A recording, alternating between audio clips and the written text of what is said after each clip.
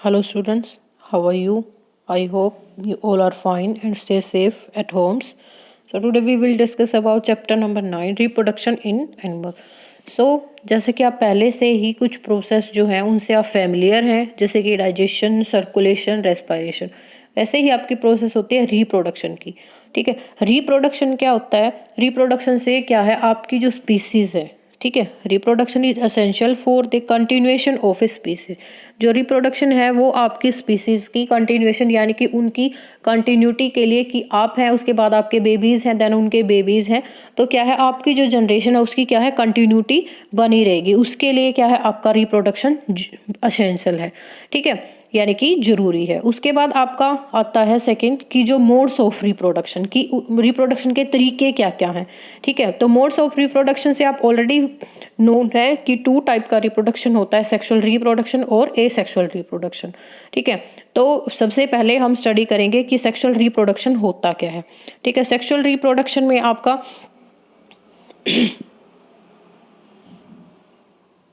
जो sexual reproduction है, sexual reproduction में जो 2 पेरेंट्स इन्वॉल्व होते हैं, एक मेल पेरेंट और एक फीमेल पेरेंट। ठीक है, तो जो मेल एंड जो फीमेल पेरेंट्स हैं वो क्या है प्रोड्यूस करते हैं, या फिर एनिमल्स हैं वो प्रोड्यूस करते हैं गैमेट्स। और जो वो गैमेट्स जो प्रोड्यूस करते हैं, जैसे कि मेल एंड फीमेल, ये क्या है गैमेट्स प्रोड्यूस करते हैं, और वो गैमेट्स फ्यूज करके किसकी फॉर्मेशन करते हैं, जाइगोट की।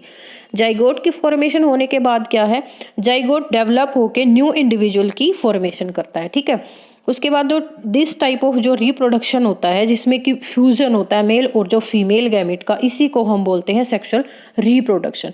यानी कि जो ओवरव्यू क्या है कि मेल एंड फीमेल 2 जो पेरेंट्स है वो, उसके बाद क्या है जो वो गैमेट्स प्रोड्यूस करते हैं, मेल मेल, और जो फीमेल का जो गैमेट है वो आपका ओवम, और जो मेल का है वो आपका स्पर्म, तो वो फ्यूज करके क्या है जाइगोट की फॉर्मेशन करते हैं। जाइगोट उसके बाद फर्दर डेवलपमेंट करके क्या है न्यू इंडिविजुअल की फॉर्मेशन करता है। और दिस टाइप का जो रिप्रोडक्शन होता है उसी को हम क्या बोलते हैं, सेक्सुअल रिप्रोडक्शन। इसके बाद हम ये देखेंगे जो सेक्सुअल रिप्रोडक्शन है वो हम ह्यूमन बीइंग में स्टडी करेंगे। उसके लिए हम सबसे पहले देखेंगे male reproductive organ. Male reproductive organ यानी कि जहाँ पे जो मेल का जो स्पर्म है वो बनता है। ठीक है, जो मेल रिप्रोडक्टिव ऑर्गन है वो क्या क्या इंक्लूड होता है उसमें, a pair of testis, 2 sperms duct and A penis. The testis produces the male gametes called the sperm. और जो टेस्टिस है जो मेल रिप्रोडक्टिव ऑर्गन है वो प्रोड्यूस करता है, उसी को हम क्या बोलते हैं, जो गैमेट प्रोड्यूस करता है उसको हम बोलते हैं स्पर्म। और जो मेल गैमेट है वो एक टाइम पे क्या है मिलियन ऑफ स्पर्म्स क्या है वो प्रोड्यूस करते हैं। ठीक है, जो स्पर्म होता है उसका साइज क्या है बिल्कुल स्मॉल होता है। Each has a head, middle piece and a tail. जैसे कि यहाँ पे आप देख पा रहे हो हेड, ये मिडल पीस, ये इसकी टेल, और जो टेल होती है वो क्या है इसको मूवमेंट के लिए हेल्प करती है। मूवमेंट के लिए हेल्प इन द सेंस जैसे कि फीमेल का जो रिप्रोडक्टिव ट्रैक है वहाँ पे जब इसको क्या है ओवम तक पहुँचना होता है, तो वो जो मूवमेंट का टाइम होता है उस टाइम पे जो स्पर्म है उसकी हेल्प करती है टेल मूवमेंट के लिए। ठीक है, ये आपका स्पर्म का स्ट्रक्चर है। उसके बाद फीमेल रिप्रोडक्टिव सिस्टम यानी कि फीमेल रिप्रोडक्टिव जो ऑर्गन्स है, फीमेल रिप्रोडक्टिव ऑर्गन आपकी हैं ओवरीज। ठीक है, ये है आपकी नो सॉरी ये है आपका मेल का जो रिप्रोडक्टिव सिस्टम है, ये आपका पेनिस, ये आपके 2 टेस्टिस, ये, और ये आपकी स्पर्म डक्ट। ठीक है, अब आपका है female reproductive organ. Female reproductive organ में क्या है, the female reproductive organs a pair of ovaries, oviduct, fallopian tubes and the uterus. जैसा कि यहाँ पे ठीक है, ये ओवरीज होगी आपकी, ये आपकी इधर वाली फैलोपियन ट्यूब्स, ये आपका यूट्रस, ये है आपका फीमेल रिप्रोडक्टिव ऑर्गन। उसके बाद जो फीमेल गैमेट होता है वो होता है आपका ओवा यानी कि egg. In human being a single matured egg is release into the oviduct by one of the ovaries every month. यानी कि जो फीमेल रिप्रोडक्टिव पार्ट होता है, मेल में तो क्या था मिलियंस ऑफ स्पर्म्स थे, लेकिन जो फीमेल का जो रिप्रोडक्टिव पार्ट होता है वहाँ पे सिर्फ एक ही एग पर मंथ, एक एग ही रिलीज होता है। ठीक है, एवरी मंथ।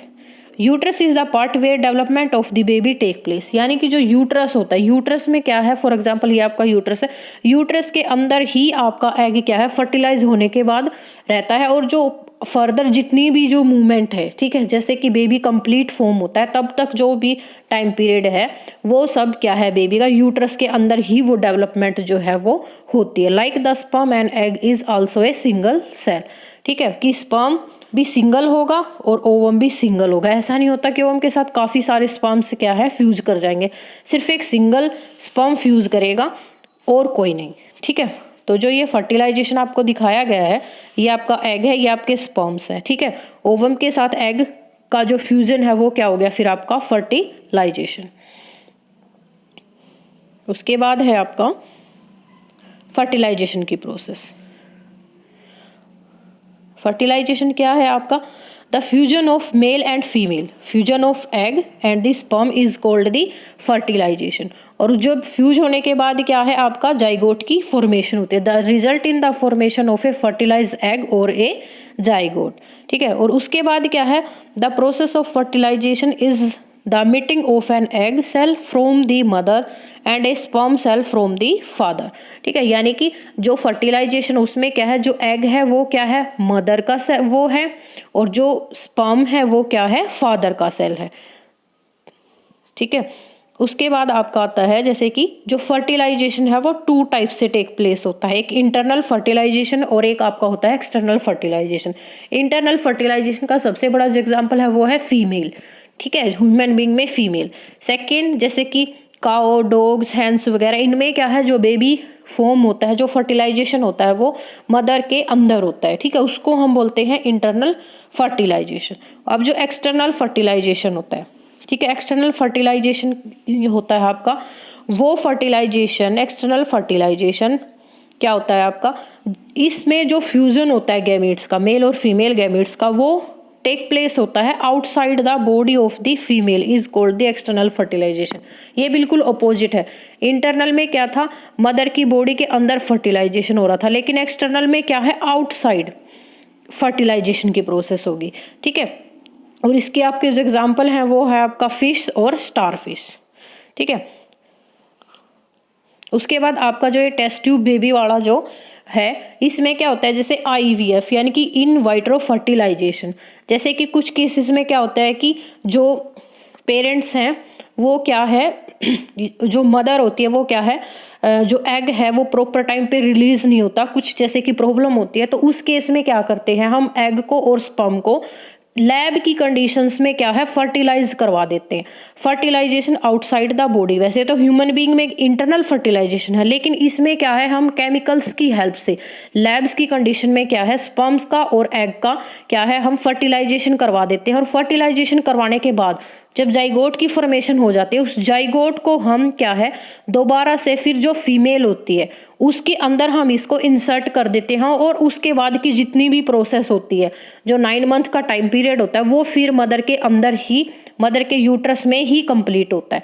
यानी कि इसमें जो मेन है आपका वो ये है कि जो फर्टिलाइजेशन है वो आउटसाइड दी बॉडी करा के उसके बाद हम जो जाइगोट है उसको क्या है मदर के यूट्रस में ट्रांसप्लांट कर देते हैं, और उसके बाद की जितनी भी इवेंट है वो मदर की बॉडी में होकर नॉर्मल बेबी की डिलीवरी होती है। इसलिए इस बेबी को हम बोलते हैं test tube baby. Test tube baby क्यों? क्योंकि लैब्स की कंडीशन में हम फर्टिलाइजेशन करवाते हैं, ठीक है। ये नेचुरल फर्टिलाइजेशन नहीं होता, ये आर्टिफिशियल फर्टिलाइजेशन होता है, ठीक है। उसके बाद है आपका डेवलपमेंट ऑफ एम्ब्रियो, ठीक है। Fertilisation result in the formation of zygote which begins to develop into an embryo.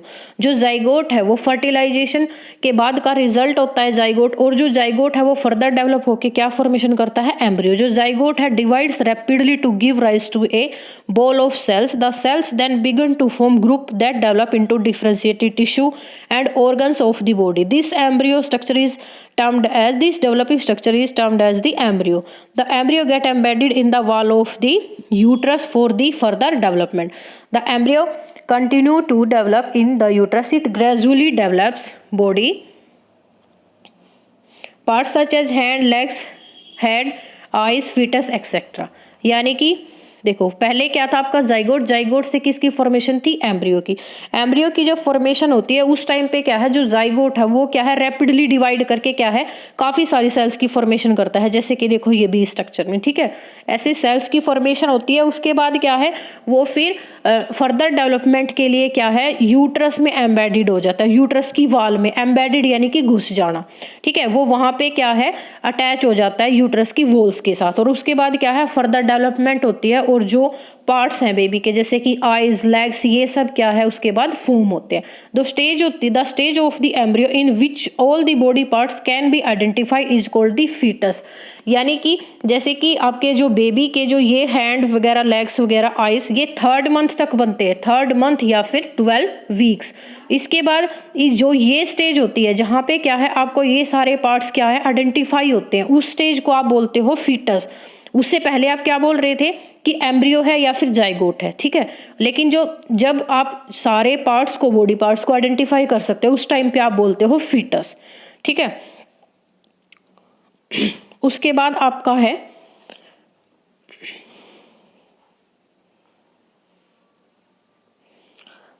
Foetus. उसके बाद क्या है, जो बेबी है कंप्लीट फॉर्मेशन होने के बाद 9 मंथ्स के बाद क्या है, डिलीवरी होती है और एक न्यू इंडिविजुअल की क्या है, फॉर्मेशन होती है। उसके बाद आपकी 2 टर्म्स आती है, ओविपेरस एंड वीवीपेरस। ओविपेरस और वीवीपेरस में कैसे डिफरेंस करना है, जैसे कि देखो ओविपेरस, ओवी यानी ओ एग, ठीक है, यानी कि जिनके एग में से बेबीज की फॉर्मेशन होती है वो होते हैं ओविपेरस। और जो वीवीपेरस, जैसे कि हम, जो कि क्या है, बच्चे को जन्म देते हैं, यानी कि क्या करते हैं, यंग वंस को, जैसे हमारा जो एग्जाम्पल होता है डॉग्स हो गए, ठीक है, काउ, बुफेलो, ये सब क्या है आपके वीवीपेरस, ये क्या है, एक बेबी को बोर्न करवाते हैं, यानी कि बेबी को जन्म देते हैं। लेकिन जो एग से बेबी निकलते हैं उनको बोलते हैं हम ओविपेरस, ठीक है। ये 2 टाइप्स के एनिमल्स होते हैं। उसके बाद है यंग वंस टू एडल्ट, ठीक है, इसमें हम एग्जाम्पल लेंगे